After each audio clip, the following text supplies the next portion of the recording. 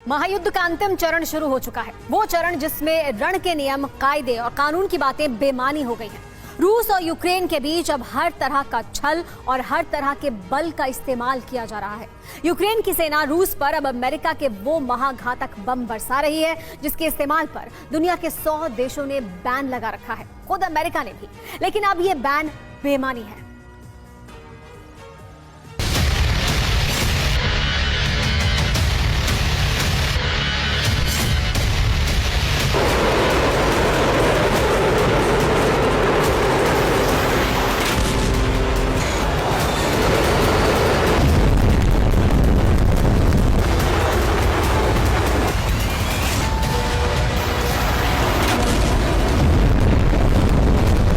Ukraine जंग का cluster phase, प्रतिबंधित हथियारों से किसी को नहीं रहा परहेज। युद्ध में अब एक बार में एक नहीं, एक साथ हजारों बमों की बारिश शुरू हो गई। आसमान से चिंगारी बरसती है और धरती पर हर तरफ शोले दहकने लगते हैं।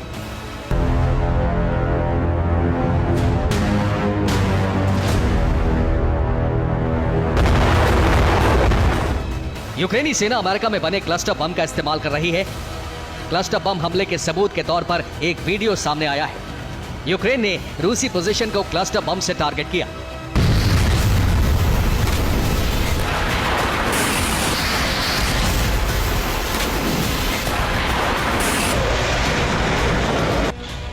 युद्ध में जिस बम का इस्तेमाल करने पर मनाही है, अब खुलकर उस क्लस्टर बम का इस्तेमाल हो रहा है। रूस और यूक्रेन दोनों ही देश एक दूसरे पर क्लस्टर बमों के इस्तेमाल का आरोप लगा रहे हैं।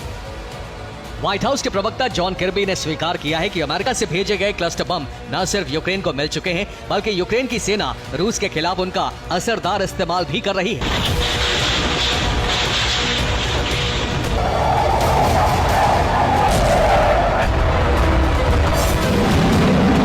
यूक्रेन ने अमेरिका से वादा किया था कि उनकी सेना सिर्फ अपनी रक्षा के लिए ही क्लस्टर बमों का इस्तेमाल करेगी।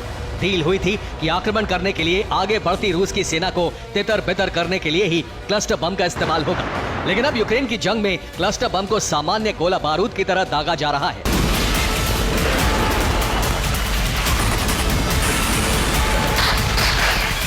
क्लस्टर बम बड़े इलाके में बहुत बड़ी तबाही मचाने वाला खतरनाक हथियार है।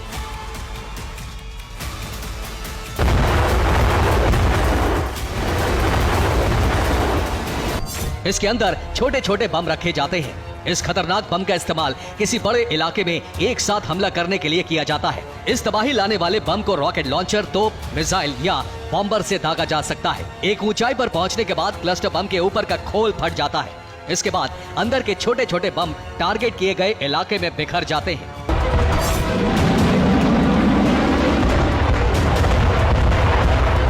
सबसे खतरनाक यह है कि क्लस्टर बम टारगेट के नजदीक पहुंचकर लगातार फटते रहते हैं, जिससे दुश्मन के इलाके में कुछ भी बाकी बचने की गुंजाइश न रहे। तबाही मचाने वाले क्लस्टर बमों का सबसे पहला इस्तेमाल दूसरे विश्व युद्ध में किया गया था। उस वक्त के सोवियत संघ और जर्मनी की सेनाओं ने एक दूसरे के खिलाफ क्लस्टर बम बरसाए थे। अमेरिका ने भी 1955 से 1975 तक चले वियतनाम युद्ध में जमकर क्लस्टर बम बरसाए थे।